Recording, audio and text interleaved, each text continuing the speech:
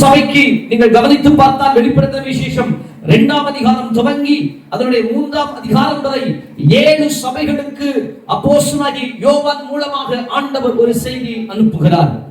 இந்த 7 சபைகளுடைய காரியங்களை ஆண்டவர் குறிப்பிட்டு சொல்லி, இந்த 7 சபைகளுக்குள் இருக்கிற பாவங்களை, இந்த 7 சபைக்குள் இருக்கிற ஆண்டவர் அங்கீகரிக்கிற விஷயங்களை ஆண்டவர் குறிப்பிட்டு காண்பித்து கொடுத்து அவர்களுக்கு கடிதமாக எழுதுகிறார். அப்ப 7 சபைகளிலே ஆண்டவர் முதலாவதாக ஒரு சபைக்கு இந்த லெட்டரை எழுதுறாரு. அதுதான் எபேசு சபை. இந்த எபேசு சபைக்கு ஆண்டவர் சொல்லுகிற வார்த்தை என்னவென்றால், எபேசு சபையே, நீ ஆதியில் வைத்திருந்த அன்பு உனக்குள்ளே இப்பொழுது என்ன செய்யவில்லை, இருக்கவில்லை. நீ உன் அன்பிலே என்ன செய்யப்பட்டிருக்கிறாய், குறைவுபட்டிருக்கிறாய் என்று கர்த்தர் பேசுகிறார். கவனியுங்கள், ஆதியிலே இந்த சபை எப்படிப்பட்ட ஒரு சபையாக இருந்தது என்றால், வெளிப்படுத்தின விசேஷம் 2ஆம் அதிகாரம் 2ஆம் அதிகாரத்தினுடைய 3ஆம் வசனத்தை வாசிக்க கேட்கலாம். நீ சகித்துக் கொண்டிருக்கிறதையும்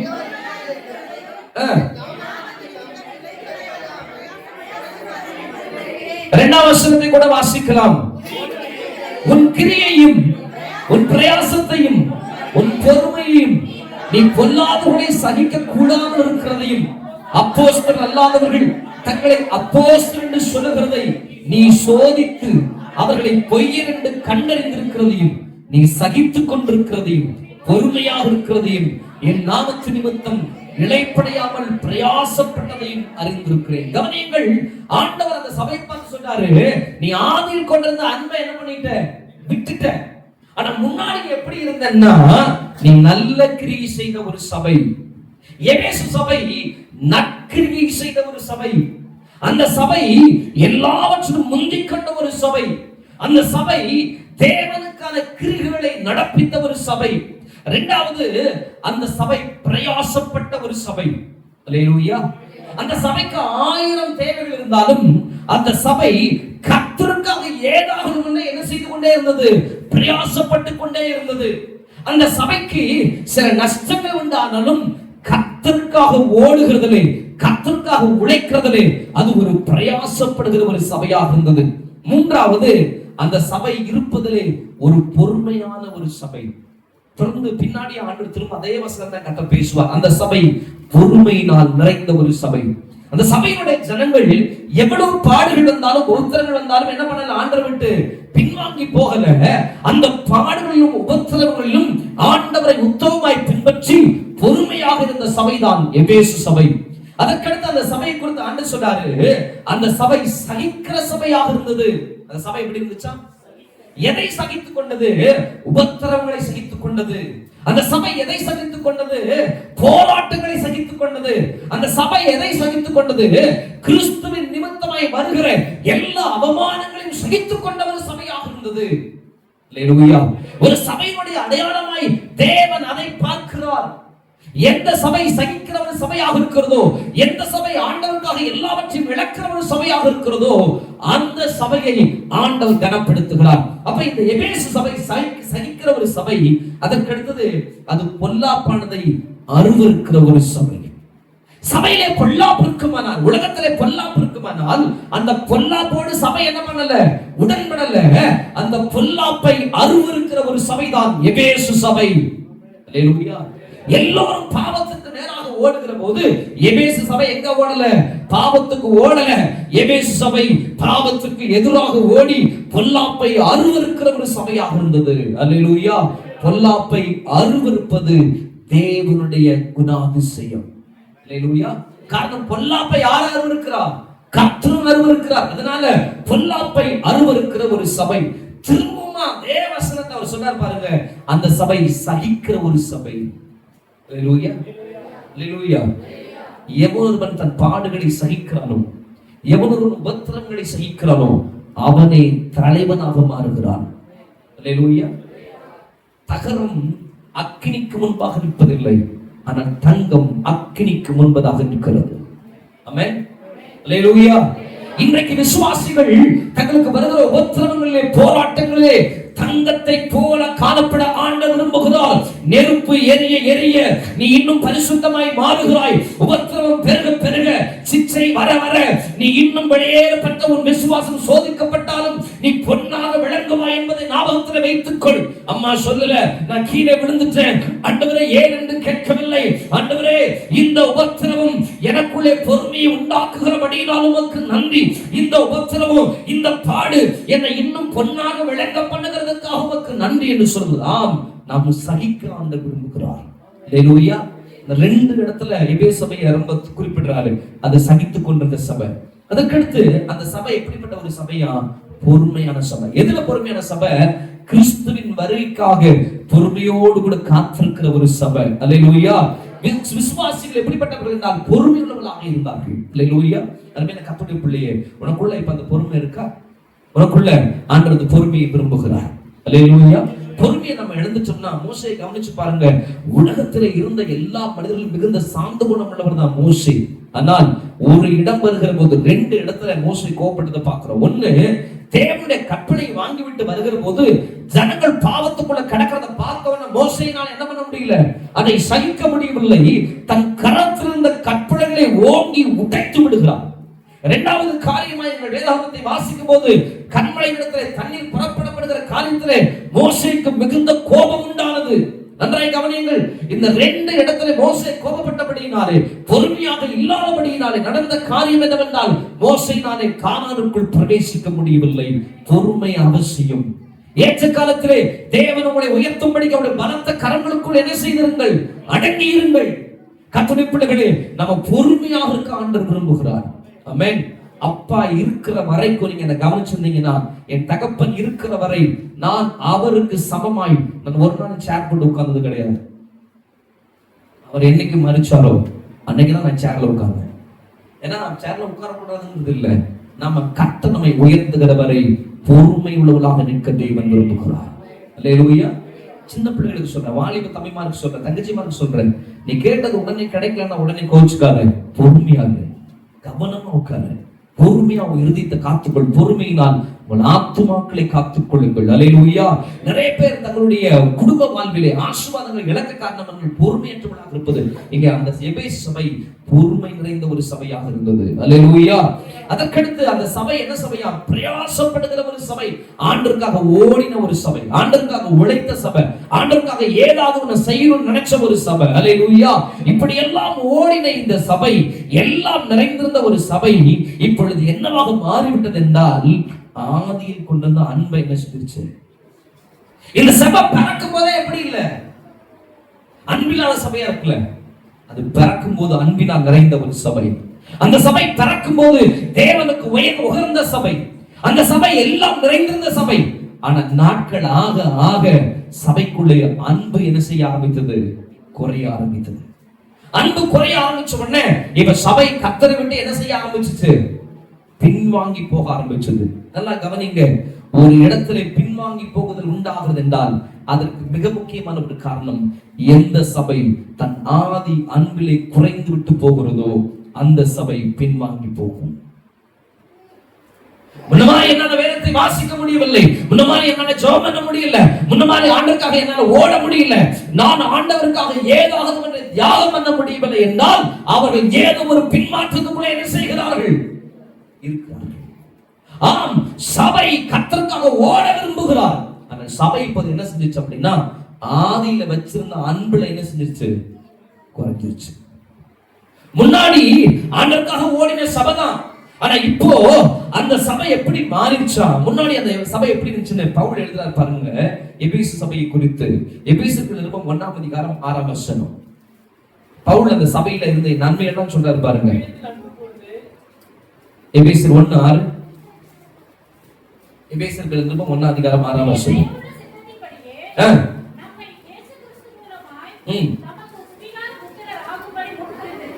கவனிங்க, ரோமர்கள் நிருபம் துவங்கி யூதா நிருபம் வரை எல்லா நிருபங்களிலும் ரொம்ப மிக முக்கியமான கருத்துக்களை பேசின ஒரு இடம் தான் எபேசு சபை.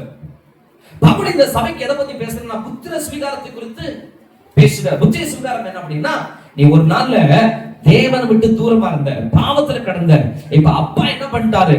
உன்னை தன்னுடைய பிள்ளையா என்ன பண்ணிக்கிட்டாரு? எடுத்துக்கிட்டாரு. ஆண்டவரால நீ என்னவாக மாற்றப்பட்ட? இப்போ தேவனுடைய பிள்ளையாக மாற்றப்பட்டுட்ட. நீ பழைய மாதிரி இல்ல, உலகத்துடைய மனிதன் அல்ல, இப்போது நீ யாருடைய பிள்ளை? தேவனுடைய பிள்ளை. இங்க இருக்கிற எத்தனை பேர் நம்புறீங்க நான் கர்த்தருடைய பிள்ளையாக புத்திர சுவிகாரத்தை கர்த்தர் கொடுத்திருக்கிறதுனாலதான் நான் இங்க உட்கார்ந்து இருக்கிறேன். எபேசு சபையிலே பவுல் புத்திர சுவிகாரத்தை குறித்து பேசுகிறார். அப்ப நீங்களும் நானும் புத்திர சுவிகாரம் அடைஞ்சிட்டோம். புத்திர சுவிகாரம் அடைஞ்சிட்டீங்களா? நீங்க தேவனுடைய பிள்ளையா? அதுல ஏதாவது சந்தேகம் இருக்குதா? அல்லேலூயா. சந்தேகம் இருந்துச்சுன்னா நான் உனக்கு சொல்றேன், உன் நற்செய்தியை சொல்றேன். நீ எந்த இடத்துல இருந்தாலும் உன் புத்திர சுவிகாரத்தை ஆண்டவர் போய் எடுத்துக்கிறதே இல்லை. நீ வருகிற வரை உனக்கான புத்திர சுவிகாரத்தை கர்த்தர் காத்திருக்கும்படி செய்கிறார். அல்லேலூயா.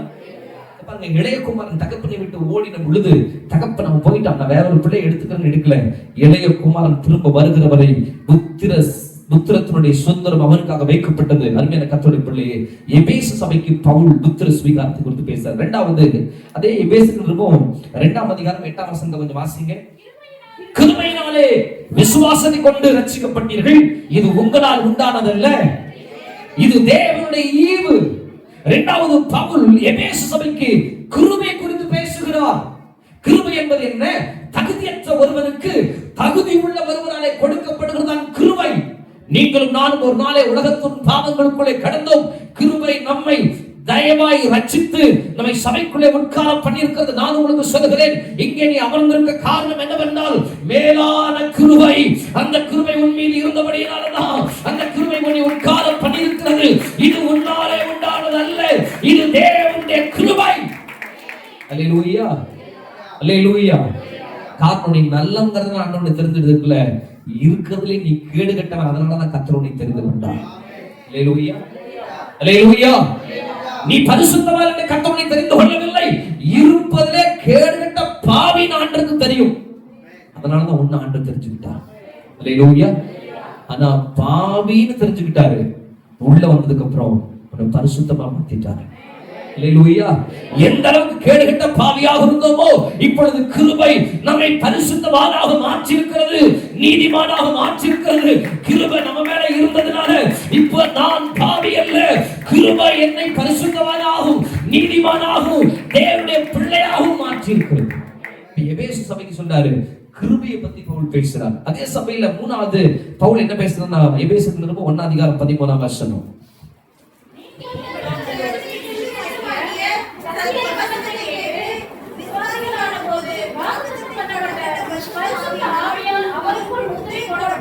மூன்றாவதாக இந்த எபேசு சபையில சத்திய வசனத்தை பவுல் குறிப்பிடுறாரு. எபேசு சபை கிருபை பற்றி தெரிந்திருந்தது, எபேசு சபை புத்திர சுவிகாரத்தை குறித்து தெரிந்திருந்தது. மூன்றாவது சபை சத்திய வசனத்தை என்ன பண்ணி இருந்துச்சு? அல்லேலூயா.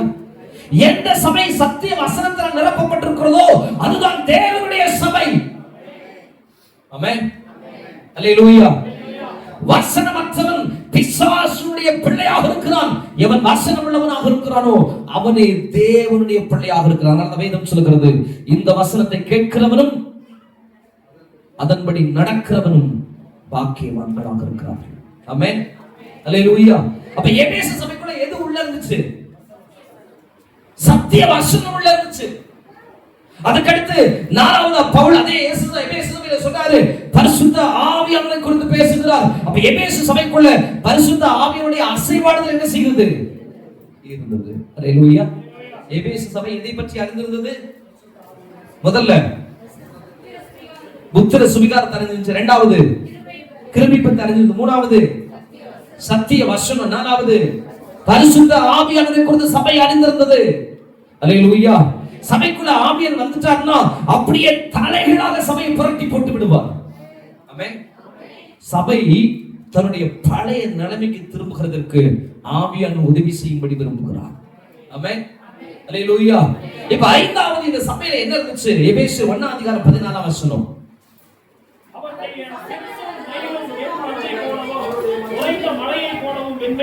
எபேசியர் 1ஆம் அதிகாரம் 14ஆம் வசனம்.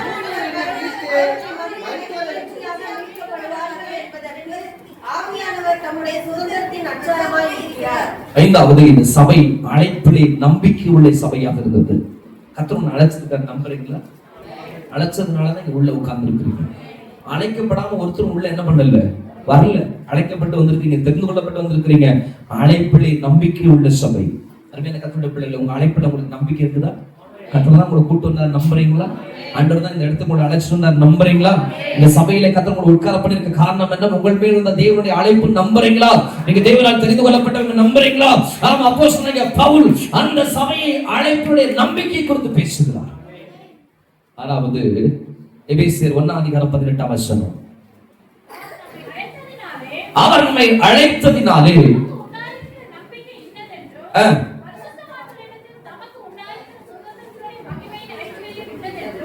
அழைப்பிலே உண்டாகிற நம்பிக்கை சபைக்குள்ள வந்த உடனே சபை இப்போது மகிமையின் ஐஸ்வர்யத்திற்குள்ளே போகிறது.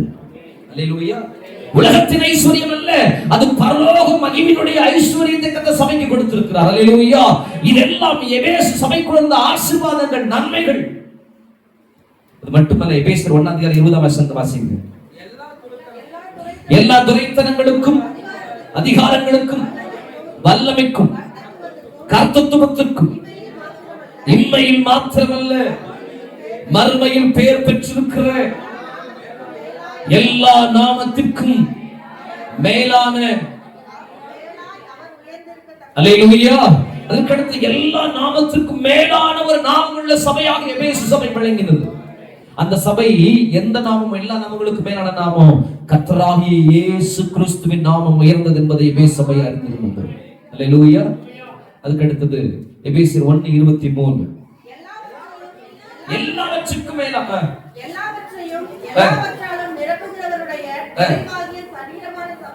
அதற்கடுத்து இந்த சபையை எபேசு சபையை குறித்து இவர் எழுதும்போது சொல்றாரு, சபை எல்லாவற்றுக்கும் மேலானது. சபைக்கு மேல ஒரு அதிகாரமும் இல்லை. கரங்களை உயர்த்தி ஆமென் சொல்லுங்க. சபைக்கு மேல, சபை எல்லா அதிகாரங்களுக்கும் மேற்பட்ட அதிகாரம் உள்ளதுதான் கர்த்தருடைய சபை. அல்லேலூயா, அல்லேலூயா. எந்த அளவுக்கு அதிகாரம் உள்ள சபை என்றால், சபையின் மீது பாதாளத்தின் வாசல்கள் ஒருபோதும் மேற்கொள்வதில்லை. இந்த சபை பாதாளத்தின் வாசல்களை மேற்கொள்கிற சபை, பாதாளத்தின் மீது அதிகாரம் உள்ள ஒரு சபை. சபையின் மேல எந்த அதிகாரமும் இல்லை, சபையின் மேல எந்த ஆளுகையும் இல்லை. சபையை எல்லாவற்றையும் ஆளுகை செய்கிறது. அவர் சொன்ன எல்லாவற்றுக்கும் மேலான ஆளுகை உள்ள சபை. அல்லேலூயா. எபேசு சபையில பவுல் அதை குறிப்பிட்டு சொல்றார், சபையே பயப்படாத, உலகத்தில் இருக்கிறதுனால உலகத்தினுடைய அதிகாரங்கள் உன்னை மேற்கொள்கிறது இல்லை. பரலோகத்தினுடைய அதிபதியானவர் உன்னிடமே இருக்கிறபடியால் அவனுக்கு மேல ஒரு பெரிய அதிகாரம் எபேசு சபைக்குள் இருக்குன்னு சொல்றார். அல்லேலூயா. கடைசியாக எபேசியர் 2:20 அப்போஸ்தலர் தீர்க்கதரிசிகள் எங்களுடைய அஸ்திவாரத்தின் மேல்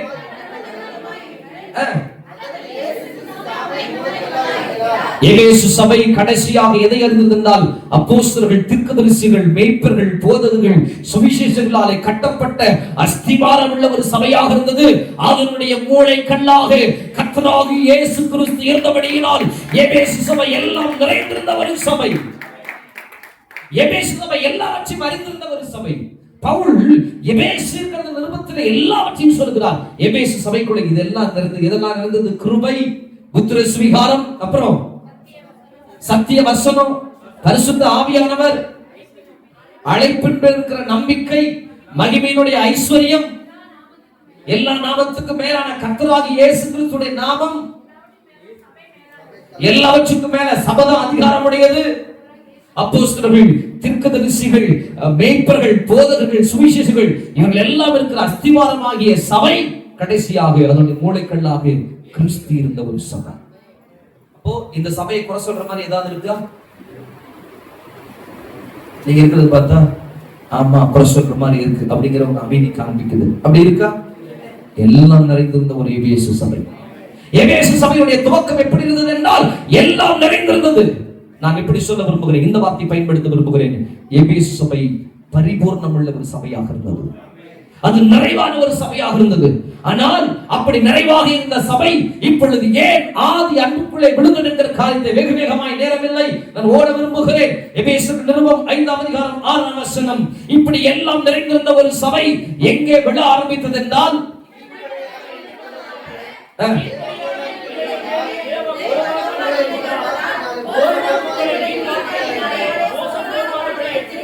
ஒருவனும் உங்களை வீண் வார்த்தைகளினால் மோசம் போக்காதபடிக்கு எச்சரிக்கையாக இருங்கள். இப்படி எல்லாம் நிறைந்த ஒரு சபை எங்கே விழுந்தது என்றால், நான் நிறைய விஷயங்கள் முன்னாடி 1 4 அதிகாரம் வரைக்கும் இருக்கிறது. ஆனால் நான் குறிப்பிட்ட இந்த 5ஆம் அதிகாரத்தை மட்டும் எடுத்துக்கொள்ள விரும்புகிறேன். இந்த அதிகாரத்திலே முதல்ல அவங்களுடைய விழுகை எங்க விழுந்துச்சு அப்படின்னா, அவர்கள் வீண் வார்த்தைகளுக்கு தங்களை ஒப்புக் கொடுத்தபடியினால், மோசம் போக்கினபடியினால் சபை விழுந்து போனது. சபை ஆதி அன்பிலே விழுந்து போக காரணம் என்னவென்றால், முதலாவது வீண் வார்த்தைகள். தேவன் வானத்தில் இருக்கிறார், நீ பூமியில் இருக்கிறாய், உன் வார்த்தைகள் சுருக்கமாக இருக்க கடவுது. ஆளப்புகிற மூடன் விழுவார் என்று கர்த்தருடைய வேதம் சொல்கிறது. அதிக பேச்சிலே பாவம் இல்லாமல் போகாது என்று வேதம் சொல்கிறது. வார்த்தைகளை அளப்பாதபடி எச்சரிக்கையாக என்று வேதம் சொல்கிறது. அதிக வார்த்தைகளை பிரயோகப்படுத்துகிற போது அதில் பாவம் உண்டு என்று கர்த்தருடைய வேதம் சொல்கிறது. சபை இங்கே விழுவதற்கான முதல் அடிப்படை விஷயம் என்னவென்றால் வீண் வார்த்தைகள். அருமையான கர்த்தருடைய பிள்ளைகளே, எந்த சபை வீண் வார்த்தைகளால் நிறைந்திருக்கிறதோ அந்த சபை ஆதி அன்புக்குள்ளே இல்லாதபடி இழந்து போகிற ஒரு சபையாக மாறுகிறது. ஆமென். ஒருவர் 2 பேர் கூடுகிற போது அவர்கள் வசனத்தை குறித்து பேசாமல், அவர்கள் தேவனை குறித்து பேசாமல், நித்தியத்தை குறித்து பேசாமல், பரலோகத்தை குறித்து பேசாமல் வீண் வார்த்தைகளை பேசுகிற போது அங்கே ஒரு விழுகை துவங்குகிறது என்பதை ஞாபகத்தில் வைத்துக் கொள்ளுங்கள். எபேசு சபை கிருபை நிறைந்த ஒன்றாக, புத்திர சிங்காரம் நிறைந்த ஒன்றாக, ஆவியானவர் நிரம்பின ஒன்றாக, அப்போஸ்தலர் உபதேசம் நிரம்பின ஒன்றாக இருந்த ஒரு சபை ஏன் விழுந்தது என்றால் வீண் வார்த்தைகள். கொஞ்சம் யோசித்து பாருங்கள். நீங்கள் ஒருவரை ஒருவர் பார்க்கிற போது, ஒருவர் பேசுகிற போது பரலோகத்தை குறித்து பேசுகிறீர்களா? உங்களுக்குள்ளே அப்படிப்பட்ட ஒரு சம்பாஷணை எப்பவாகிலும் நடந்து இருக்கிறதா? வேல்மணி ரூசோல்ட்ட பார்க்கும்போது, ரூசோல்ட்டும் வேல்மணியும் பேசுகிற போது, நான் நேற்று படிச்சேன், நீதிமன்ற புஸ்தகம் இந்த அதிகாரத்தை படிச்சேன், இந்த வசனத்துல ஆண்டவர் இது பேசுறாரு, அப்படி இதை பத்தி நீங்க என்ன நினைக்கிறீங்க அப்படின்னு என்னைக்காவது நம்ம பேசி இருக்கிறோமா? அப்படி பேசினா என்ன நடக்கும்? சபை பரலோகமா மாறிடும். அதனாலதான் நாங்க அதை முயற்சி பண்றதே இல்லை. ஏன்னா ஆண்டு வரும்போது என்ன ஆகணும்? பரலோகம் வரணும். நல்லா கவனிங்க. வீண் வார்த்தைகள். ஒருவர் ஒருவரை கவனிக்கிற போது உங்கள் வீண் வார்த்தைகளை என்ன செய்யாதுங்க, பயன்படுத்தாதுங்க. நீங்க உங்களை குறித்து பேசுங்க, உங்கள் காரியங்களை குறித்து பேசுங்கள், மற்றவர்களை குறித்து என்ன செய்யாதீர்கள், பேசாது. பிரதர், உங்களுக்கு தெரியுமா அந்த ஊழியக்காரர் என்ன பண்ணிட்டாரு? விழுந்து போயிட்டாரு. பிரதர், உங்களுக்கு தெரியுமா அந்த ஊழியக்காரி விழுந்து போயிட்டாங்க. பிரதர், உங்களுக்கு தெரியுமா அந்த சிஸ்டர் அப்படி இருக்காங்க. பிரதர், உங்களுக்கு தெரியுமா அந்த பிரதர் இப்படி இருக்காரு. அவங்களும் அப்படி இருக்கிறது ஓகே, நீ எப்படி இருக்கிற? வீண் வார்த்தைகளை அளப்பாதீர்கள். வீண் வார்த்தைகளை குறைத்துக் கொள்ளுங்கள். வீண் வார்த்தைகள், கவனிங்கள், முதல் பாவம் எங்கே உண்டானது? வார்த்தைகளிலே உண்டானது. பிசாசு கேட்கிறான், நீங்கள் தோட்டத்தில் இருக்கிற எல்லா மரத்துடைய கனியை சாப்பிட வேண்டாம் என்று தேவன் சொன்னது உண்டோ என்று கேட்ட பொழுது அங்கே ஏவன் சொல்லுகிறாள், நாங்கள் தோட்டத்தில் இருக்கிற எல்லா மரத்தின் கனியை சாப்பிடலாம், ஆனால் நான் தோட்டத்தின் நடுவில் இருக்கிற இந்த மரத்துடைய கனியை தொடவும், புசிக்கவும், பார்க்கவும் கூடாது என்று கர்த்தர் சொல்லி இருக்கிறார். வீண் வார்த்தை, வீண் வார்த்தை பிசாசுடைய ஆயுதம். ஞாபகத்தில் வைத்துக் கொள்ளுங்கள். எபேசு சபை விளக்காரம் வீண் வார்த்தைகள். ஆமென். பேசுவதற்கு எது தகுதி உண்டோ அதை மட்டுமே பேசுங்கள். பேசாதிருந்தால் மூடனும் ஞானவான் என்று எண்ணப்படுவான். சில பேர் வாயை திறந்தாதான் அவன் மூடனே என்ன பண்ணும் தெரியும். வாயை திறக்காத வரைக்கும் அவன் எப்படி இருப்பான்? நான் இப்ப நல்லா ஒரு தாடி வச்சிருக்கிறேன், ஒரு கண்ணாடி போடுறேன், நீங்க என்கிட்ட வர்றீங்க, நீங்க என்கிட்ட பேசுறதுக்கு என்ன பண்ணுவீங்க? இப்ப கொஞ்சம் நிறைய தான் யோசிக்கிறீங்க இல்லையா? பேசுறதுக்கே யோசிப்பீங்க. காரணம் அவர் பார்த்தா எப்படி இருக்கிறாரு? கொஞ்சம் ஒரு மாதிரி டெரரா இருக்கிறாரு. தாடி கீழே வச்சு பார்த்தா ஒரு மாதிரி இருக்காரு. முன்னாடி நம்ம எல்லாம் தாடியெல்லாம் எல்லாம் நம்மளை பார்க்கும்போது எப்படி இருந்துச்சு? குழந்தை பிள்ளை வேணாலும் யார் வேணாலும் வந்து அடிச்சுட்டு போற மாதிரி இருந்துச்சு. ஆனா இப்போ வச்சோம்னா ஆட்டோமேட்டிக்கா என்ன வருது? ஒரு பெரிய கேப் வருது இல்லையா? வருதா வரலையா? அப்படியெல்லாம் இல்லை, சும்மா நீங்களா சொல்லிக்கிறீங்க. சரி, ஓகே, சும்மா ஏதாவது அடிச்சு விடுவோம். சரி, கவனிங்க. அப்போ அவரை பார்க்கும்போது நமக்கு என்ன உண்டாயும்? ஒரு காரியம் உண்டாயும். அவருக்கு நமக்கு ஒரு டிஸ்டன்ஸ் உண்டாயும். நல்லா கவனிங்க. சில நேரங்களிலே நாம மற்றவர்களோட பேசுகிற விஷயத்துல கொஞ்சம் கவனமா இருக்கான்னு நம்ம கற்றுக் கொடுக்கட்டும். வீண் வார்த்தைகளை குறைத்துக் கொள்ளுங்க. வீண் வார்த்தைகளை என்ன செய்யாதுங்க. உங்க வாய், அதுதான் காரணம். எக்ஸ்ட்ரா என்ன பண்ணாம இருக்க. ஏவாள் எக்ஸ்ட்ரா பேசினாங்க, அதனாலதான் விழுந்து போனாங்க. பக்கத்துல கரங்களை கொடுத்து சொல்லுங்க, எக்ஸ்ட்ரா பேசாதீங்க, கொஞ்சம் குறைச்சுக்காங்க. அது அவங்க வீட்டை மட்டும் இல்லை, உங்க வீட்டுக்காரங்க இல்லை, அவங்ககிட்ட பேச வேண்டிய அளவுக்கு பேசுங்க. சரி, பாஸ்ட் அளவா பேச சொல்லியிருக்காரு, அதனால அளவா தான் என்ன பண்ணணும், பேசணும் அப்படின்னு உங்க ட்ரிக்ஸ்க்கு என்ன பயன்படுத்திக்காதீங்க. சரியா? சரி, அப்போ அளவா பேசுங்க. ஒருத்தர் பார்க்கும்போது பேசணுமா வேண்டாமாங்கிற காரியம் நமக்குள்ள வரணும். சரி, வீண் வார்த்தைகளுக்கு என்ன செய்யாதுங்க, பேசாதருங்க அப்படின்னு சொல்லிட்டு அடுத்து அவர் என்ன சொல்றாரு, வசந்த வாசிங்க, எபேசியர் 5:6. அவர்களுக்கு நீ வீண் வார்த்தையும் பேசாத, அதுக்கடுத்து என்ன செய்யாத அப்படின்னா என்ன அர்த்தம்?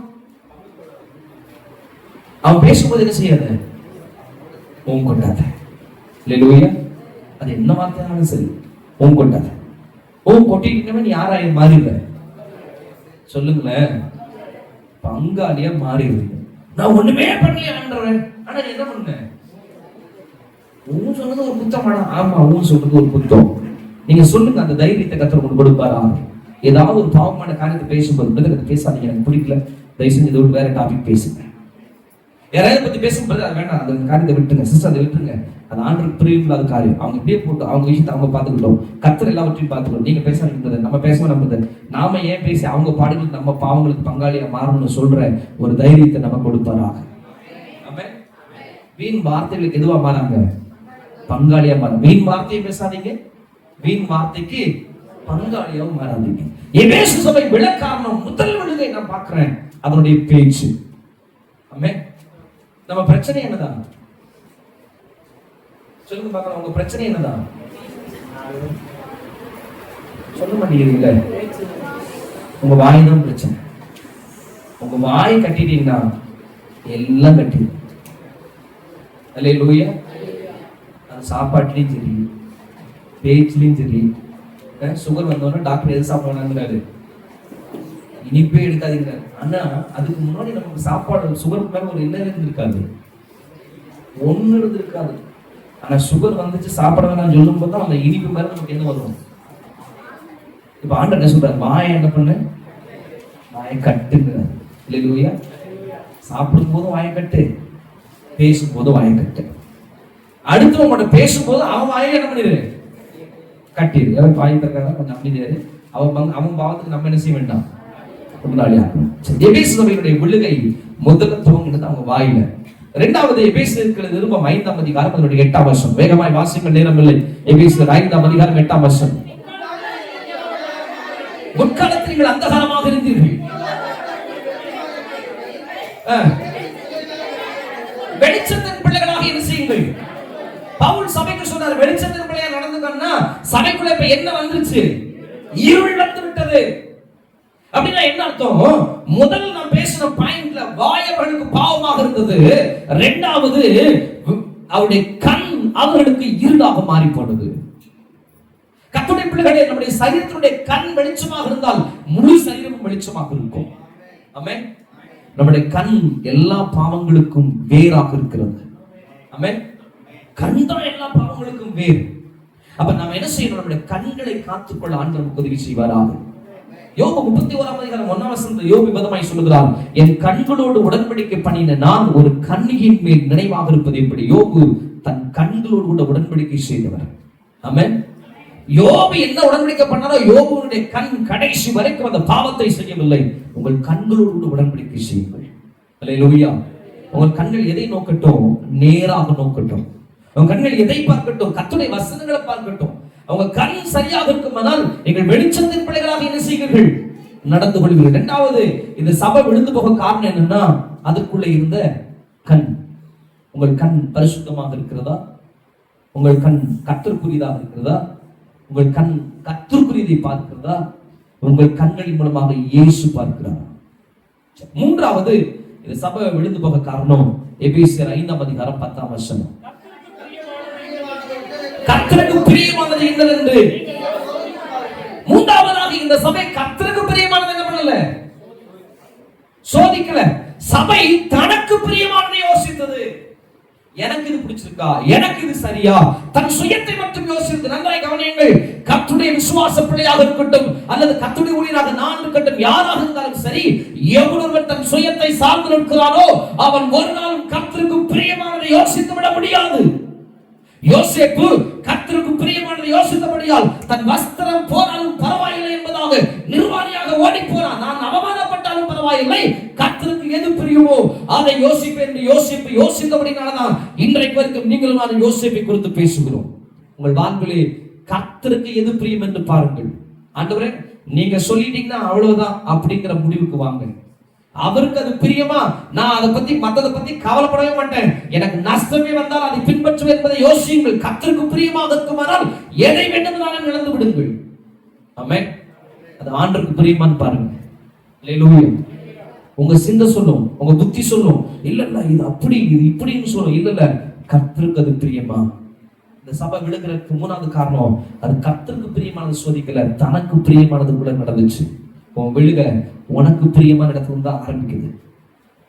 நிறைய நேரம் இல்ல, நான் வேகமா ஓடுறேன். நாலாவது எபேசியர் 5:11 கனியற்ற அந்தகார கிரியைகளுக்கு உடன்படாமல் அவைகளை. அதுக்கடுத்து இந்த சபை என்ன செஞ்சுட்டான், கனியற்ற அந்தகார கிரியை பாக்குது. அவன் ஹான்ஸ் போறான்னு பாக்குது, அவன் பீடி குடிக்கிறான்னு பாக்குது, அவன் குடிக்கிறான்னு பாக்குது, அவன் சினிமாக்கு போறான்னு பாக்குது. அவனுக்குள்ள இருக்கிற பாவத்தை சபை அறிந்து கொண்டது.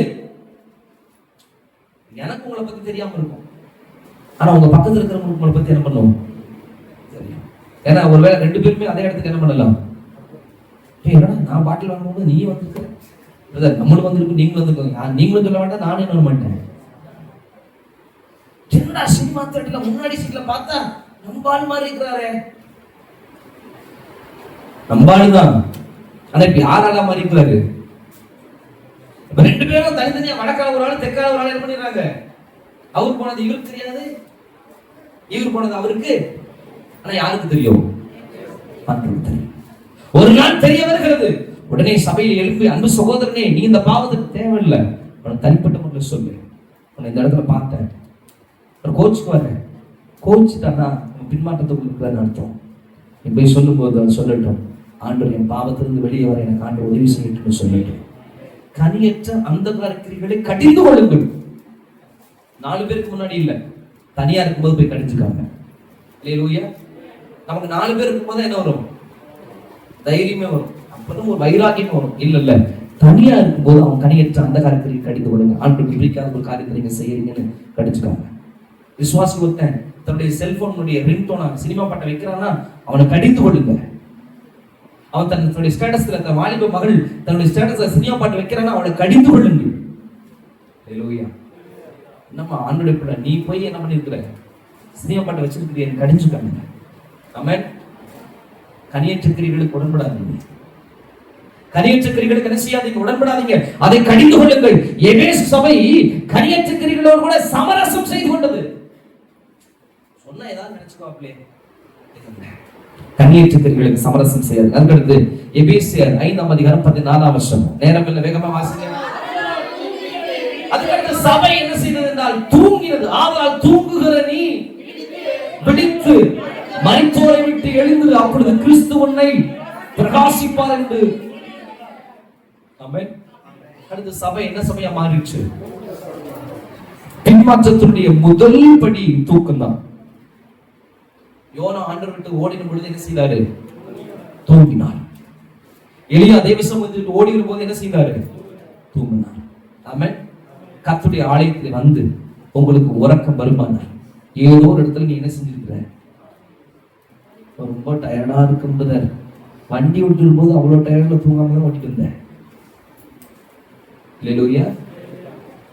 காலை குளிக்கும் போது தூங்கிட்டே குளிச்சியா, சாப்பிடும் போது தூங்கிட்டே சாப்பிட்டியா. நம்ம என்ன குழந்தைங்களா, குழந்தைங்களுக்கு சில நேரத்தில் தூங்கிட்டு இருக்கும்போது எடுத்து என்ன செய்வோம், ஊட்டுவோம், அது தலையை கீழே விழுந்து என்ன பண்ணுவோம், சாப்பிடுவோம். நம்ம குழந்தை இல்லை, ஆண்டு நம்மை பாலுங்கிற குழந்தைகள் இடத்துல இருந்து முதிர் வயதுள்ள பிள்ளைகளா ஆண்டு மாற்றிருக்கிறோம். அப்போ இங்க வந்து உனக்கு கொட்டாய் வருது அப்படின்னா அது ஒரு கெட்ட ஆவி. அந்த கெட்ட ஆவி வெளியே போச்சுன்னா கொட்டாவி என்ன செஞ்சிடும், வெளியே போயிடும். இங்க வந்தாவே சில பேர் டயர்ட் ஆயிருது. எங்க வந்தா கர்த்தருடைய ஆலயத்துக்கு அவ்வளோ பிரிஸ்கா வெளியிருந்து வருவான். என்ன தெரியுமா அப்படின்ட்டு இங்க வந்தா என்ன போயிருக்கு, அந்த சேரையும் மாத்திக்கணும், வசதியா போயிடும். இந்த சேர் கொஞ்சம் நல்லா சாயற மாதிரி இருக்குல்ல, அதே மாதிரி அந்த ஒரு 10-15 சேர் வாங்கி போட்டோம், நல்லா சாயறதுன்னு இருக்குது, வசதியா இருக்கு. எவ்வளவு சண்டாலும் ஒண்ணு செய்யாது நம்ம சேரு, உடையா இருக்குதுலயே நல்லா ஸ்ட்ராங்கான ஒரு சேரை தான் வாங்கி போட்டுருக்கிறோம். சரி, அப்ப இங்க வந்தோன்னா என்ன செய்யுது, தூக்கம் வருது. நான் சொல்றேன், தூக்கம் பின்மாற்றத்தினுடைய அறிகுறிகள் ஞாபகத்தில் வச்சுக்கோ. அல்லேலூயா. எவ்வளவு டயர்ட் இருந்தாலும் கர்த்தருடைய ஆலயத்துக்கு வந்து தூக்கம் வரக்கூடாது. ஆமென். அதனாலதான் அடிக்கடி ஆமென் வாங்குறது, அடிக்கடி அல்லேலூயா வாங்குறது காரணம் என்னன்னா, நீ தூங்கக்கூடாதுங்கிறதுனாலதான். ஆமென். அதனால தூங்குகிற நீ வெறும் வெளிப்பிரகாரமான தூக்கத்தை மட்டும் சொல்லல, இது எதோட சம்பந்தப்பட்டிருக்குன்னா உள்ளான மனிதனுக்குள்ள தூக்கம் இருக்குது. உள்ளான மனுஷன் டயர்டா இருக்கான், கிறிஸ்துவுக்கு நடக்கல, அவன் என்ன பண்ணல, நடக்கல, டயர்ட் ஆயிட்டான். அவன் உள்ள தூங்குறதுனால வெளியே என்ன பண்றோம், தூங்குறோம். அல்லேலூயா. இப்ப புரியுதா நான் சொல்றது உங்களுக்கு? வெளியே ஏன் தூக்கம் வருது, உள்ளான மனுஷனுக்குள்ள தூக்கம் இருக்கு, அதனாலதான் வெளி பிரகாரமான மனுஷனுக்குள்ள தூக்கம் வருது. அதுக்கடுத்து எபேசியர் சபை, எபேசியர் 5:15 வருஷம் ஆனபடியினாலே அடுத்த சபை எதை இழந்துச்சு, ஞானத்தை இழந்துச்சு. ஞானமா நடக்க சபைக்கு என்ன பண்ணல தெரியல. சபை தன் ஞானத்தை இழந்ததுனால எதை இழந்ததுனால கிறிஸ்துவை இழந்து போனது. அல்லேலூயா. சபை என்ன எதை இழந்துச்சு, ஞானத்தை இழந்துருச்சு. ஞானமற்ற சபையா மாறி போச்சு. அல்லேலூயா. சபைக்கு எப்படி நடக்க தெரியல, இப்போ ஞானமா நடக்க தெரியல. கிறிஸ்து இல்லாமல் வருகிற ஒருவன் வருகிற போது நீ செய்யறது அந்த தப்பு இந்த தப்பு, நீ நடக்கத்தான் போவ, அவன் வருவான் சர்ச்சுக்கு. அவனுக்கு கிறிஸ்துவை காண்பிக்க வேண்டியவனாக இருக்கிறோம். சபை ஞானமற்றவனாக மாறி போனது. ஞானம் உள்ள இல்லாததுனால இப்ப அது பேசுற வார்த்தையெல்லாம் ஞானமற்ற வார்த்தைகளாக வந்தது. அதுக்கடுத்தது எபேசியர் 5:16 வாசிங்க. சபை காலத்தை பிரயோஜனப்படுத்த தவறி போனது. சபைக்கு என்ன ஒண்ணாயிடுச்சு அப்படின்னா, இன்னும் காலம் இருக்கிறது, இன்னும் நாட்கள் இருக்கிறது, இன்னும் வருஷங்கள் இருக்கிறது, இன்னும் காலம் இருக்கிறது, இன்னும் வருஷங்கள் இருக்கிறது. உண்மைதான். உனக்கு இருக்கா, ஆண்டவர் உனக்கு காலத்தை நீடித்து கொடுத்திருக்கிறாரா? கர்த்தர் உங்களுக்கு அந்த காலத்தின் நேரத்தையும் கூட்டி கொடுத்திருக்கிறாரா? 30 வயதான் ஆச்சு, 35 வயசுதான் ஆச்சு. காலமும் நேரமும் நம்முடைய கையில இல்லை, அது தேவனுடைய கரத்தில் இருக்கிறது. நாளை என்பது உன் கரத்தில் இல்லை, இன்று என்பதுதான் உன் கரத்தில் இருக்கிறது. ஆமென். இந்த சபை என்ன பண்ணுச்சு, காலத்தை பிரயோஜனப்படுத்த தவறிடுச்சு. அது நினைச்சிருச்சு, நாளைக்கு இருக்குது, நாளைக்கு பார்த்துக்கலாம், நாளைக்கு பார்த்துக்கலாம். அவனுக்கு சொல்றேன், நாளைக்கு பார்த்துக்கலாம், நாளைக்கு பார்த்துக்கலாம், அடுத்த மாசம் பார்த்துக்கலாம், அடுத்த வருஷம் பார்த்துக்கலாம். நீங்க ஏமாந்துருவீங்க. இந்த சபை காலத்தை பிரயோஜனப்படுத்த தவறிவிட்டது. ஒருவேளை கிறிஸ்துவுடைய வருகை இருக்குமானால், ஒருவேளை நீங்க மறிச்சிட்டீங்கன்னா, நீங்கள் எப்படி தேவனுக்கு முன்பாக நிற்பீர்கள்? கடைசியாக எபேசியர் 5:17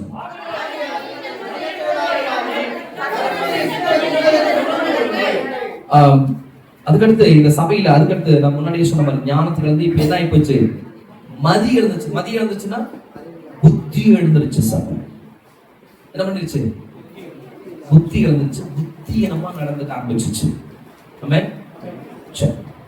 அதே எபேசியர் 5:18 எதிலிருந்து வெளியே வந்தானோ, எந்த மதுபானத்தை விட்டு வெளியே வந்தானோ, எந்த பீரை விட்டு வெளியே வந்தானோ, எந்த பிராந்தி விட்டு வெளியே வந்தானோ, எந்த ஹான்ஸ் விட்டு வெளியே வந்தானோ, எந்த சிகரெட்டை விட்டு வெளியே வந்தானோ, இப்போ என்ன ஆகி போச்சு, உள்ள வந்த இவனுக்குள்ள மதுபானமும் லௌகீகமும் உள்ளே வந்தது. சபைக்கு வராதவன் அந்த கடையில நிற்கிற போது சபைக்கு வந்தவன் எங்கே நின்று கொண்டிருக்கிறான், மதுபான கடையில் இருக்கிறான். இது வெட்கம், இது அவமானம். சபை லௌகீக காரியங்களுக்கு முக்கியத்துவம் கொடுக்க ஆரம்பிச்சிச்சு. ஊழியரை ஏமாற்றுவதாக நினைத்து சபை விசுவாசி தன்னைத்தானே ஏமாற்றிக் கொள்கிற நிலத்துக்கு நேராக போனார். எபேசிய சபைக்குள் இருந்தவர் லௌகீக காரியங்களுக்கு முக்கியத்துவம் கொடுத்தான். எபேசியர் 5:22 விவரமாய் சொல்கிறது, குடும்பங்கள் கர்த்தருக்குரியதாக இராமல் பிசாசுக்குரிய ஒன்றாக மாறி போனது. புருஷன் மனைவியை நேசிக்கல, மனைவி புருஷனுக்கு அடங்கல, பிள்ளைகள் பெற்றவங்களுக்கு அடங்கல, பெற்றவங்க பிள்ளையை மதிக்கல. வீடு நரகமான ஒன்றாக மாறி போனது. நம்ம ஆண்டுக்குள்ள வரும்போது நம்ம வீட்டுக்காரரு, நம்ம அப்பா நல்ல அப்பாவா இல்ல, ஆண்டவருக்குள்ள வந்ததுக்கு அப்புறம் தான் அவர் நல்ல அப்பாவா மாறி இருக்கிறார். எத்தனை பேர் ஒத்துக்கிறீங்க? ஆமென்.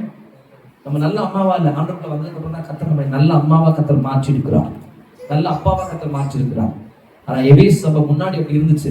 ஆனா நாளாக என்ன ஆகி போச்சுன்னா, எபேசு சபை ஒரு கர்த்தர் இல்லாத சபையாக மாறி போனது.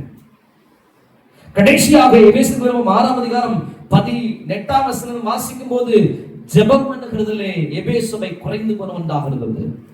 உன் ஜெப நேரம் குறையுமானால் நான் பின்மாற்றத்துக்கான இன்னொரு தெர்மாமீட்டர் உங்களுக்கு சொல்றேன், அளவுகோல சொல்றேன். உங்க ஜெபம் குறையும், ஆண்டவருடைய உறவு குறையும். ஆமென். எபேசு சபை ஒரு நாள் அப்படியெல்லாம் இருந்த ஒரு சபை, இன்னைக்கு அதனுடைய ஆதி அன்பு என்ன செய்கிறது? குறைந்து போனது. அன்பான கர்த்தருடைய பிள்ளைகளே, நீங்கள் ஆண்டவருக்காக ஓடுகிறதற்கு தயாராக இருக்கிறீர்களா? ஆண்டவருக்காக பிரயாசப்படுறதுக்கு தயாராக இருக்கிறீர்களா? நான் இழந்தாலும் பரவாயில்ல, ஆண்டவருக்காக நான் இருப்பேன்னு நிற்கிறீங்களா?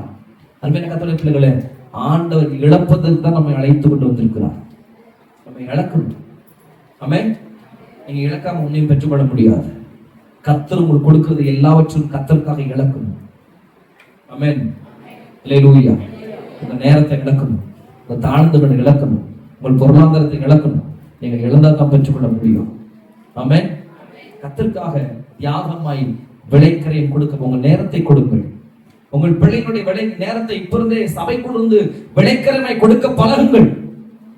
உங்கள் பிள்ளைகள் இப்பொழுதே கர்த்தருடைய ஆலயத்தில் உழைக்கிறவர்களாக மாறட்டும். கர்த்தர் உங்கள் பிள்ளைகளை ஆசீர்வதித்து உயர்த்துவார். ஆமென்.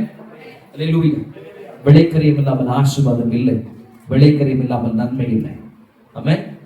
அல்லேலூயா. ஆண்டவருக்காக செய்யறது எல்லாமே கணக்குல இருக்கு. அது சின்னதா செஞ்சாலும் பெருசா செஞ்சாலும் கர்த்தர் கணக்குல வச்சிருப்பார். அதை உனக்கு திரும்ப கொடுத்துருவார். ஆமென். ஆண்டவருக்காக நீ ஒன்னையும் இழந்து போகவே மாட்டாய். எதையெல்லாம் இழந்தாயோ அதை எல்லாவற்றையும் திருப்பிக் கொள்வாய். ஆதியில் கொண்டு நான் போனபடி வரட்டும். யாரை பத்தியும் கவலைப்படாத, யாரையும் பார்க்காதீங்க. நீ பார்க்க போற ஒரே ஒருவர் கிறிஸ்து மாத்திரம். ஆமென். அவர் ஒருவருக்கு நேராகவே ஓட்டம். அதனாலதான் எபிரேயர் 4ஆம் அதிகாரம் 20 சொல்கிறது, கிறிஸ்து நமக்கு முன்பாக இருக்கிறபடியால் அவரை நோக்கியே ஓடப்படவும். வேற ஒன்னையும் பார்க்காதீங்க. ஆமென். எல்லாம் குறைவுள்ளது. நாம் நிறைவுள்ளவர்களா? நாம நிறைவுள்ளவர்களா? நாம குறைவுள்ளவர்கள். நாம குறைவுள்ளவனா அவன் பக்கத்துல இருக்கிற யாருதான் குறைவுள்ளவன். அவன் பக்கத்துல இருக்கிறவன் அவன் இன்னும் குறைவுள்ளவன். அவன் பக்கத்துல இருக்கிறவன் அவன் ரொம்ப ரொம்ப குறைவுள்ளவன். கிறிஸ்து ஒருவரே நிறைவுள்ளவன். அவரை நோக்கி ஓடக்கத்தை நமக்கு உதவி செய்வாரா? ஆமென். நம்ம ஓட்டம் யாருக்கானது? கிறிஸ்துவுக்கானது. ஆமென். அதனால ஆதியில் கொண்ட அந்த அன்பை புதுப்பிச்சுக்காங்க. ஆமென். கூடுமான வரை ஊழியர்களை உங்களை இணைத்துக் கொள்ளுங்கள். கூடுமான வர கர்த்தருடைய சபையிலே பங்கு கொள்ளுங்கள். கூடுமான வர சின்ன சின்னதா கூடி ஜெபிக்க பழகுங்க. இது ஒரு பெரிய மாறுதலை உண்டாக்கும். கண்களை மூடி கைகளை உயர்த்தி, ஆதியில் கொண்ட அந்த அன்பை விட்டாய் என்று உன் பேரில் எனக்கு ஒரு குறைவு என்று எபேசு சபைக்கு சொன்னவர் நம்மை பார்த்து சொல்கிறார், ஆண்டவரே நான் எங்கே குறைவு பெற்றிருக்கிறேன்? முன்னாடி நிறைய பெண்கள் கூட்டத்துக்கு வந்திருப்பேன். எனக்கு நேரம் இல்லைன்னாலும் எல்லாவற்றையும் ஒதுக்கி வைத்த காலங்கள் இருக்கிறது. இப்ப என் வேலை, என் குடும்பம், ஏதோ ஒரு காரியத்தை சொல்லி நான் தட்டி கழிச்சுட்டே இருக்கிறேன். அன்றே என்னை மன்னிச்சிருக்குன்னு கேளுங்க. ஒருவேளை சகோதரருடைய கூட்டம் சபையில வச்சிருக்கலாம், வரக்கூடிய நேரமும் காலமும் இருக்கலாம். ஆனா ஏதோ ஒரு காரணங்களால ஆண்டவருடைய தூரமா நிக்கலாம். எந்த ஒரு விஷயத்துல நீ தூரமா நிக்கிறையோ, நீங்க ஆண்டவர் அதை குறித்து உன்னோடு கூட பேசுகிறார். நீ ஆண்டவருக்கு தேவை. எங்க போனாலும் ஆண்டவர் விடவே மாட்டார். நீ அடிபட்டு மிதிப்பட்டு திரும்ப வந்து வேலை செய்யறதுக்கு பதிலா ஆண்டவனுக்கு காலமும் நேரமும் கொடுக்கும் போதே ஓடிடு. காலமும் நேரமும் கொடுக்கும் போதே தேவனுக்குள் நின்று விடும். அன்றைய சமத்துல ஒப்பு கொடுத்து கர்த்தருடைய ஆசீர்வதிப்பாராக. ஆமென். நம்ம எழுப்பி நின்று கர்த்தரை கொடுத்து கர்த்தருடைய ஆசீர்வாதத்தை பெற்றுக்கொள்ளலாம். ஒரு பாடல் பாடுகிறவர்களின் சரியா முன்பாக வந்து ஒரு பாடலை பாடுகிற போது நம்ம கர்த்தருக்கு கொடுத்து கர்த்தருடைய ஆசீர்வாதத்தை பெற்றுக்கொள்ளலாம்.